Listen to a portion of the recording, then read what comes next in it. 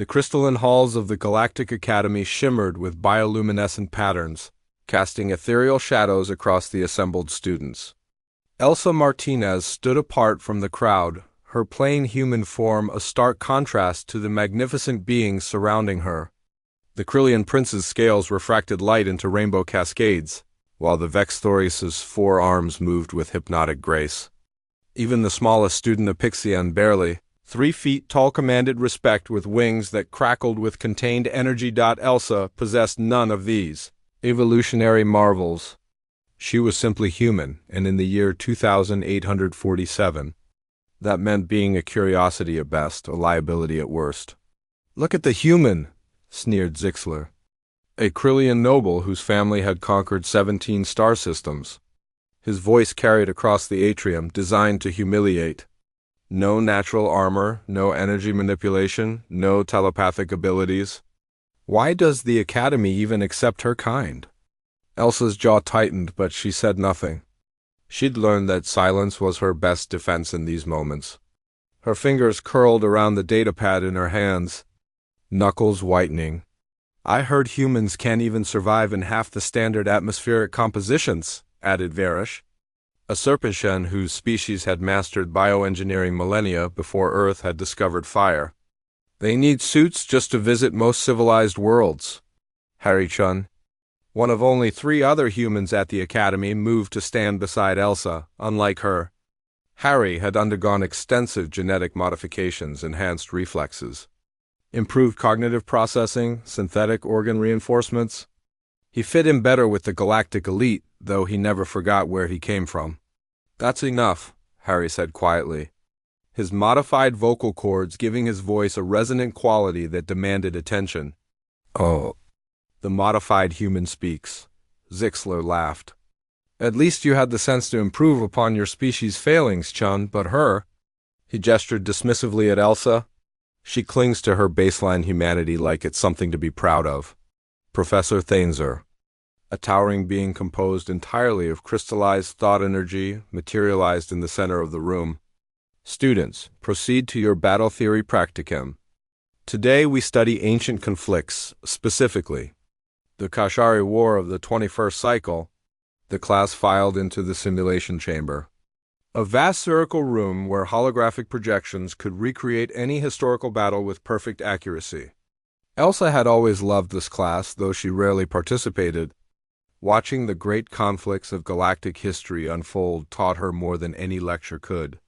"Today," Thainzer announced, his form pulsing with each word, "we examine a curious anomaly in galactic military history.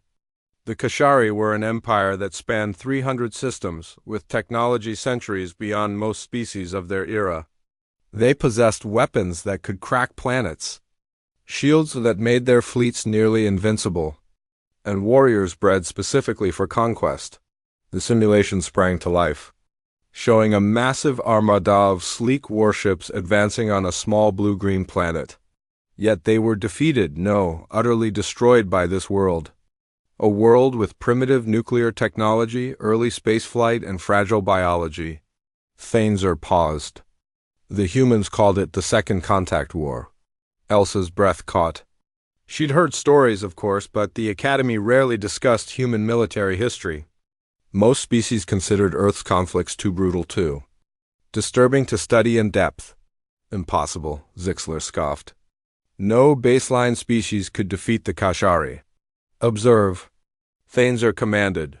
The simulation showed the Kashari fleet entering Earth's solar system in 2204. Negotiations had failed. The Kashari demanded Earth's surrender and assimilation into their empire. Humanity refused. The first battle was a massacre. Human ships, barely capable of interstellar travel, were obliterated by Kashari weapons. The few that got close enough to fire their primitive missiles found them useless against Kashari shields. "See?" Varish hissed. "Humans are weak." But Elsa watched more carefully. She saw something the others missed. The human ships weren't trying to win that first battle. They were gathering data, analyzing the Kashari tactics, recording every detail of their technology. The simulation advanced. 3 months after the initial defeat, human ships engaged the Kashari again. This time they used hit-and-run tactics, never staying in one place long enough for the superior Kashari weapons to lock on. They targeted supply lines, not warships. They avoided direct confrontation. "Cowardly," muttered a student. "Strategic," Elsa whispered, drawing sharp looks. The simulation continued. 6 months into the war, everything changed. A single human ship, damaged and broadcasting distress signals, drifted into a Kashari formation. When the Kashari moved to capture it, the ship detonated. But it wasn't a normal explosion. A fusion bomb wrapped in a quantum entanglement field, Fainzer explained. The humans had reverse-engineered Kashari shield technology and weaponized it. The explosion didn't dissipate, it cascaded through the Kashari fleet's networked shields, destroying 47 warships simultaneously. The classroom fell silent. Humans don't have the biological capacity for such innovation, Zixler protested.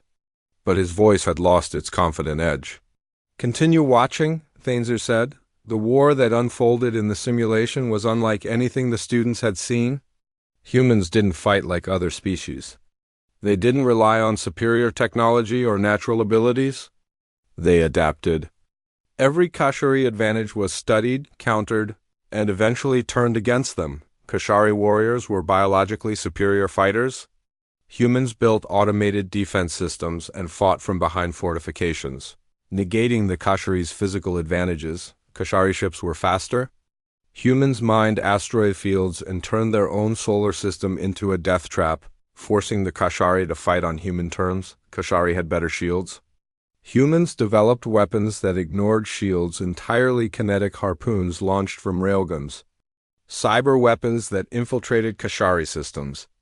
Even biological agents designed specifically to target Kashari physiology. "This is barbaric," Varish whispered, her voice tinged with horror. "This is survival," Elsa said, louder this time. All eyes turned to her. "When you're weaker, slower, and less advanced than your enemy, you have two choices: surrender or become more ruthless than they are." The simulation showed the final battle. The Kashari, desperate and depleted, made a direct assault on Earth. They never reached the planet. Human ships now incorporating captured and modified Kashari. Technology met them at Mars, but the true weapon wasn't the ships. Humans had spent 2 years studying Kashari biology, psychology, and culture. They knew the Kashari communicated through a hive mind network, with central command nodes directing fleet operations. So humans didn't just jam the communications, they infiltrated it, the simulation showed. Kashari ships suddenly turning on each other, receiving contradictory orders, their carefully coordinated formations dissolving into chaos. In the confusion, human ships tore through them. They hacked a biological hive mind? A student gasped. "Humans excel at one thing above all others," Fainzer said. "Pattern recognition and exploitation. They are the galaxy's ultimate problem solvers. Given enough time and motivation, they will find a solution to any challenge, and that solution is usually something no one else would have considered." The simulation ended. The Kashari Empire collapsed within a decade, not from military defeat alone, but from the psychological trauma of being beaten by a species they'd considered primitives. After this war, Fainzer continued, 17 species petitioned the Galactic Council to classify humans as a Class 5 existential threat. The motion failed, but only barely. Since then, human expansion has been monitored carefully. Zixler had gone quiet, his scales dulled. Around the room, students who had mocked Elsa hours earlier now watched her with different eyes. "Miss Martinez," Fainzer said, his form brightening. "Your people have a saying, I believe. Necessity is the mother of invention. Would you care to elaborate on how this applied to human warfare?" Elsa stood slowly. Her voice was steady, but there was an edge to it, now something her classmates had never heard before. "Humans aren't stronger, faster, or smarter than most species," she began. "We don't have natural weapons or defenses. We evolved on a world that was actively trying to kill us: predators, diseases, natural disasters, even other humans. We survived because we learned to use what we had, our minds, our tools, and our absolute refusal to give up. She walked to the center of the room, and students unconsciously stepped back. You see weakness when you look at us. No scales, no telepathy, no energy manipulation. But that's not weakness, it's motivation. Every human knows they're fragile. We grow up knowing that the universe doesn't care about us, that we have to fight for every advantage, every scrap of progress. It makes us dangerous. Dangerous? Varish challenged, though her voice wavered. Humans have a concept we call spite, Elsa continued. It means refusing to lose even when loss is certain. It means that if you hurt us, we'll find a way to hurt you back, no matter the cost. The Kashari learned this. They thought they were fighting a war of conquest. Humans understood it was a war of extinction. And when a human fights for survival, there are no rules. Harry smiled slightly. He'd tried to tell the others this before, but they'd never listened. Hearing it from Elsa, baseline human who'd endured their mockery without enhancement or augmentation carried more weight. But surely, another student ventured, human aggression is why they're feared? Not admired? Thaneser pulsed brightly. An important distinction? Humans are feared for their capacity for violence, yes. But they are revered by those wise enough to look deeper for their adaptability, their creativity, and their resilience.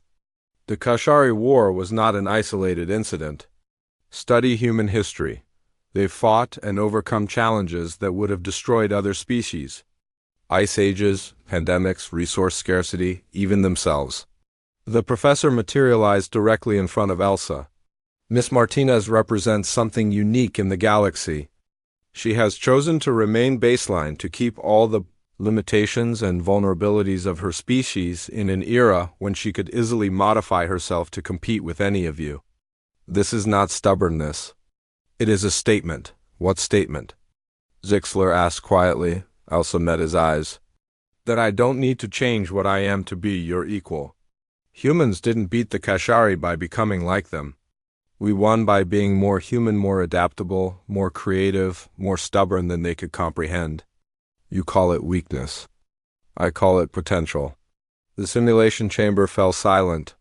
Outside, through the transparent walls, the stars of 100 systems glittered. Most of those systems had species more advanced than humanity. Many were older, wiser, stronger, but Elsa Martinez stood in that room, surrounded by beings who could kill her with a thought or a gesture, and none of them moved.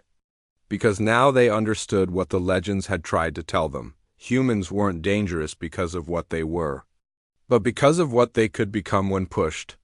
Class dismissed, Thaneser said softly. For your next assignment, research the human concept of perseverance. I believe you'll find it ... enlightening. As the students filed out, many gave Elsa a wide berth, but a few, including Zixler, approached her. I apologize, the Krillian said, struggling with the words. I judged your species by appearance, not capability. It was unworthy of me. Elsa nodded, accepting the apology. Just remember, humanity didn't reach the stars because we were the strongest or fastest. We got here because we refused to accept that we couldn't. That's not going to change. Harry walked with her as they left the chamber. You know they'll be wary of you now, he said. Good, Elsa replied. Let them be wary. Let them remember that the quiet human in the corner is quiet by choice, not necessity. Maybe then they'll think twice before making assumptions. That night, across the galactic networks, the simulation of the Kashari War was accessed millions of times. Species who had dismissed humanity as primitive watched in fascination and horror as baseline humans, without enhancement, without natural advantages, defeated an empire through sheer determination and ingenuity. And in the Galactic Academy, in the most prestigious institution in known space, Elsa Martinez slept soundly, dreaming not of battles or glory, but of the next problem to solve, the next challenge to overcome, because that's what humans did. That's what they had always done, and the galaxy was finally beginning to understand.